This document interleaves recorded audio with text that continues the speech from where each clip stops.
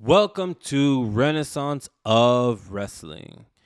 So, Braun Breaker. Let me tell you right now, I really like this guy. Braun Breaker really feels like he's this. How do I don't even, he's got intensity. He's got charisma.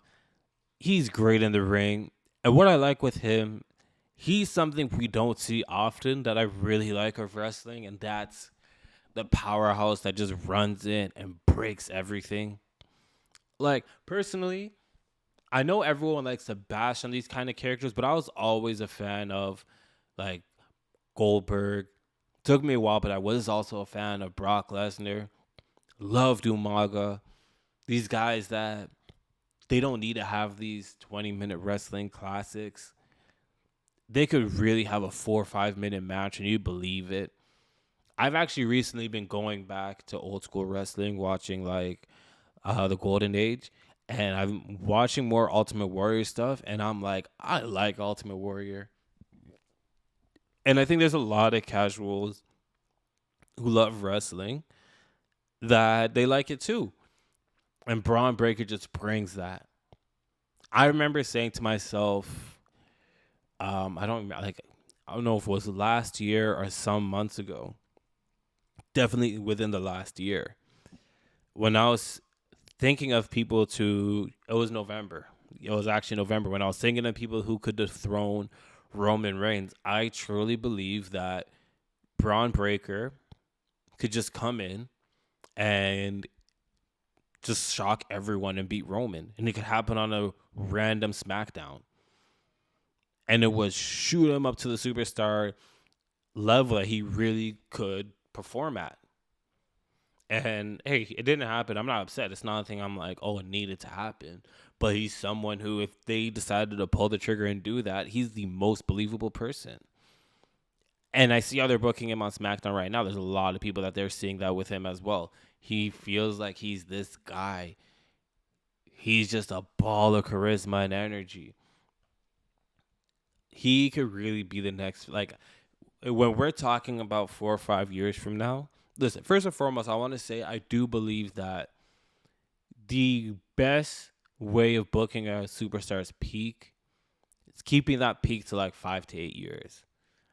After that, it starts to muddy with other wrestlers, peaks, and everything.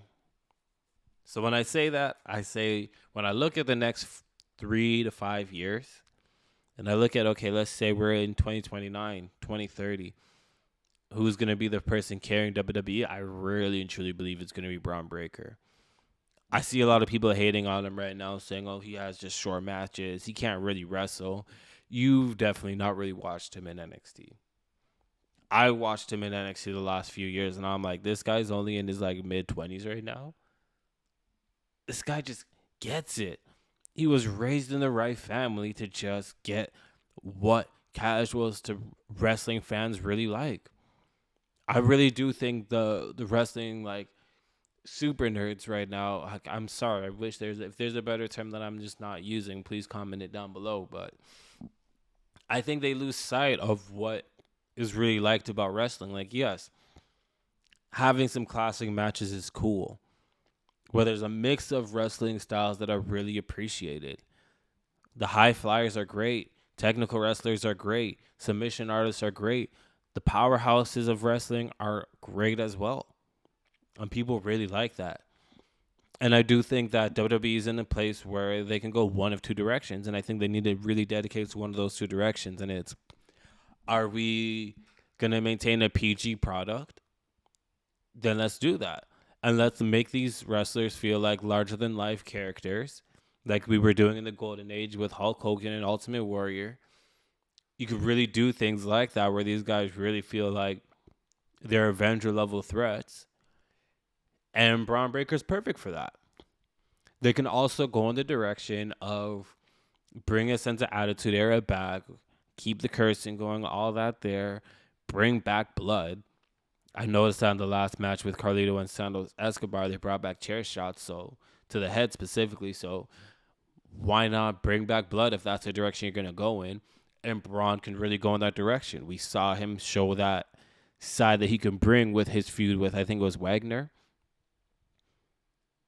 Braun can really do anything in any direction that WWE decides to really go in.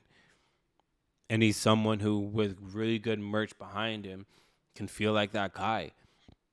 Braun, it looks like someone, if a company needed someone to run an ad for them, Braun can be that guy that represents wrestling in that manner. If I was to, like, this is what I mean. And I think I'm going to probably have a video soon about it, but why I think CM Punk and even Daniel Bryan are a bit overrated.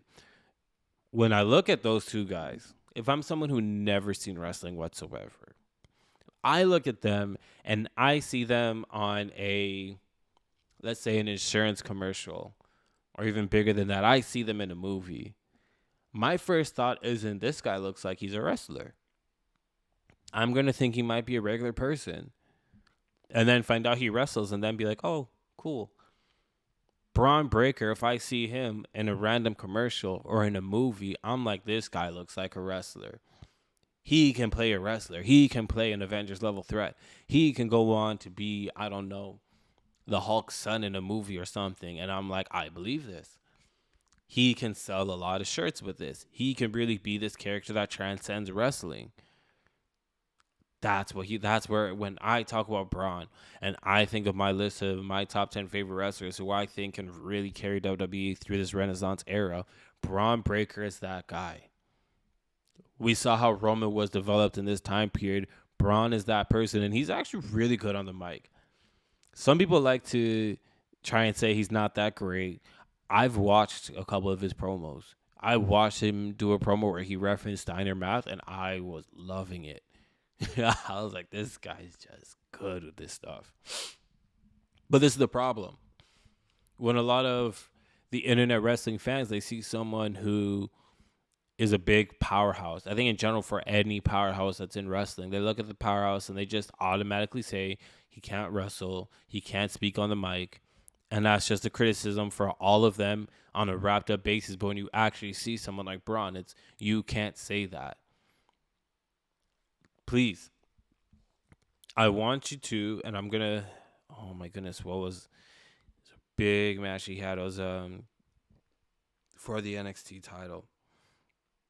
I believe it was when he won it. Braun versus Dolph Ziggler. Please watch that match and tell me Braun can wrestle.